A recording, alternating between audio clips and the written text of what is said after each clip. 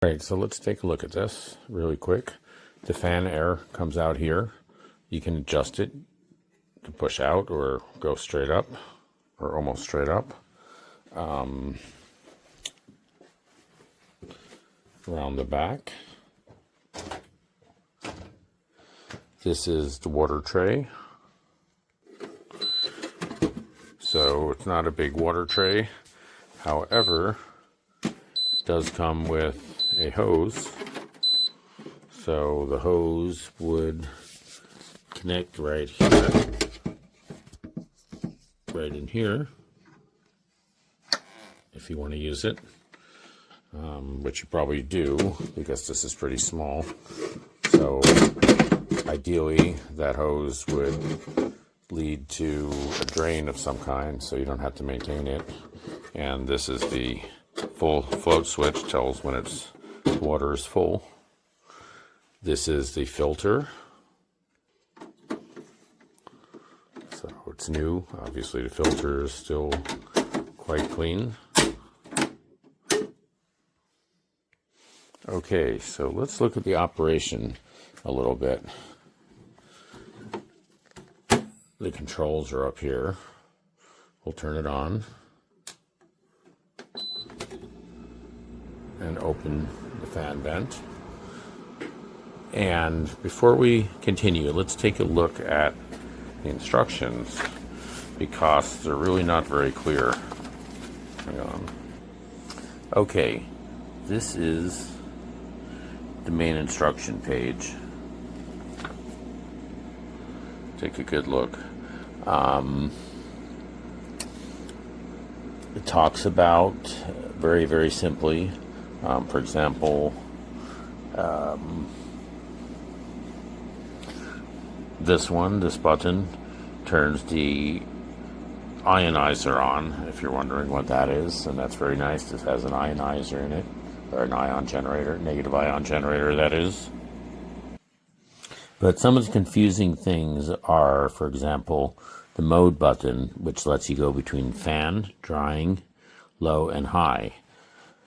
So it says over here that you could set the humidity between 40 and 80% when you in the high fan and low fan mode. So that's basically saying these bottom two, low and high, are where you can actually specify the humidity. So the question is, what is drying and what is fan? Well, fan, it's kind of obvious, that's fan only.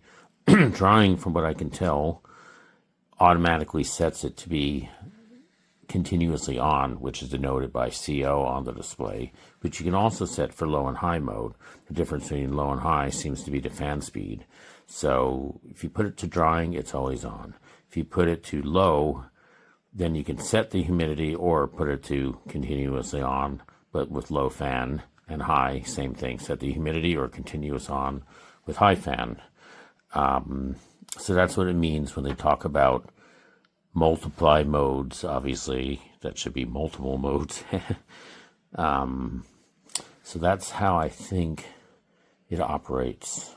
So let's take a look. Now I'm not going to run this for very long because the box that it came in from Amazon actually was wrong side up, the way it was labeled. So this thing has been sitting upside down the whole time, and you're supposed to let it sit right side up. And that's true with any kind of air conditioning, refrigeration device, because the oil runs out of it could leak out, not leak out, but not be in the compressor where it should be, but in the pipes, and it needs it needs that lubrication oil. So definitely, however it came, whatever, let it sit for 24 hours like the instructions say. So I'm just going to run it very briefly. So I'm turning it on.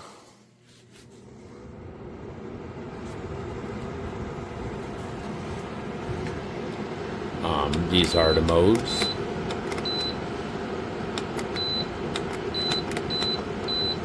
Now notice when I have it in drying, I can't adjust. When I have it in drying here, I can't adjust. It's always on continuous operation. But if I turn it to say low, now I can adjust the modes. Now notice you can't set a specific humidity that you want. Like on some units, you're limited to the ones that it shows you, but that's okay because it gives you a lot of choices. Over here, the main one to me that's important is this one, which is the negative ion generator. So that's basically how it works. Actually, before I conclude, I just wanted to point out, so again, I mentioned it has a pretty small water tank in the back, but you do have a hose that it comes with. It's a pretty thin hose. You have to be careful with it, but it should do the trick. It does not have a pump function. A lot of nicer dehumidifiers have a pump function so that you don't have to have the water continuously going down, but you could pump it up somewhere, such as up out of a window if you're in a basement, but this does not have that function, so be aware of that.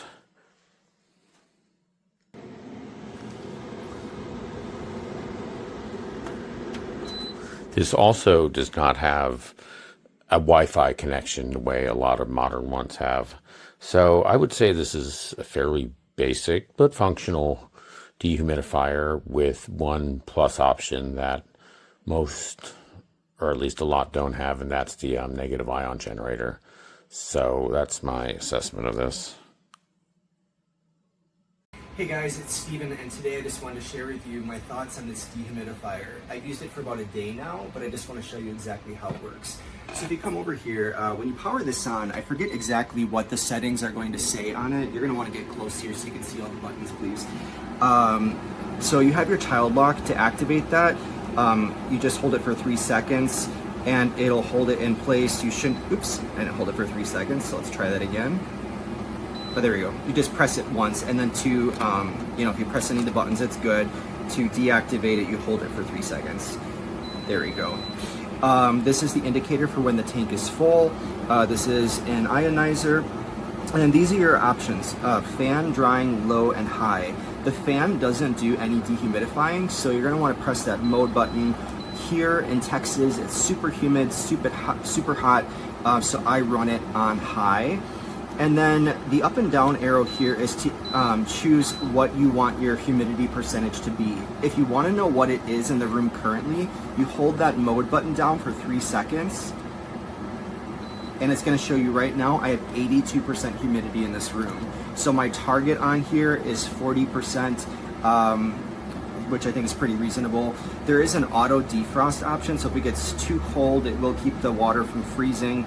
And this button will turn on when the actual dehumidifier is working. Right now, since I just turned it on, it is detecting it, and then that is a timer option. You want to leave this open to vent as the air pulls through. The only thing I will say is when you're running the dehumidifier, it does get warm. So if you're in a hot area or in a small room, that's not always ideal. On the top here, this is a pre-filter for the air. So you just pop that out and you just run this, through the water. It'll pick up any debris, or like for me, it's been pet hair that's collecting in there, and then it just pops right back into place. And then overnight, I left this running, and as you'll see here, we've got quite a bit of water in there. So it works successfully. And this little piece here, once it fills up and it raises this, it actually automatically turns off. It triggers the sensor in here, so that way there's no overflow. And lastly, if you want, let me grab something here. It does come with this little tube that you can connect inside instead of using the tank, and then you can continuously empty it. Or like you don't have to empty the tank. The system itself will just keep emptying on its own. So I'm gonna say 5 out of 5. It's a really heavy unit. I like that it's got the handle, and I like the different functions. So it's a good piece.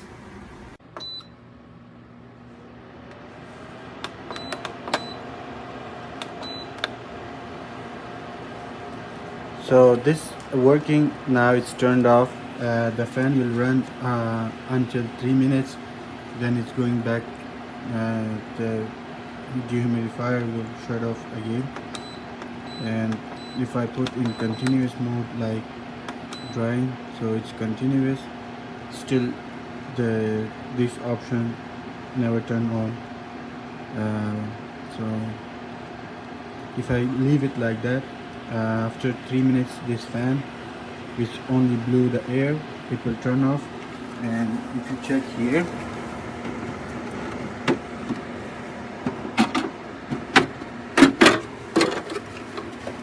there is no water coming from this hose. It's completely dry. I think the delivery, they have to focus on delivery packages, because it doesn't it's not secure for this kind of like so this radiator is very it's not durable. So if the delivery is not handled with care, this will be damaged. So I think this humidifier has a mechanical issue. You see. So this fan will turn off in a few minutes, like 2 minutes more. And nothing will change. It's just humidity level is changing. There is no water catching all the time.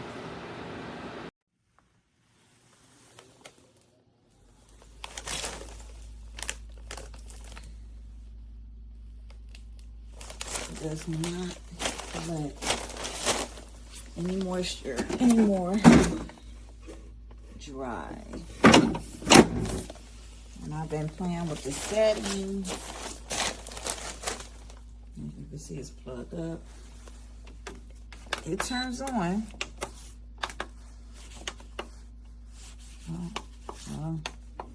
Oh wait, that's child lock.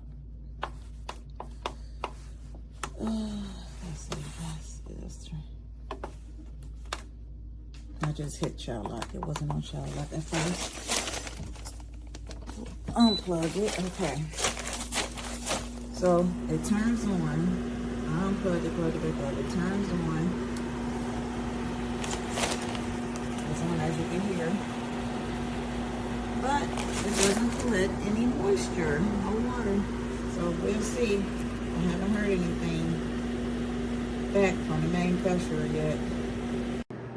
Okay, check it out. These two dehumidifiers are very different sizes, but of the same rating. Rating is how much water they can move in an hour. And that's 50 pints under the 2019 standards, or 70 pints under the 2012 standards. The difference here is the size of the buckets. The one on the right has a bucket that collects 1.6 gallons of water.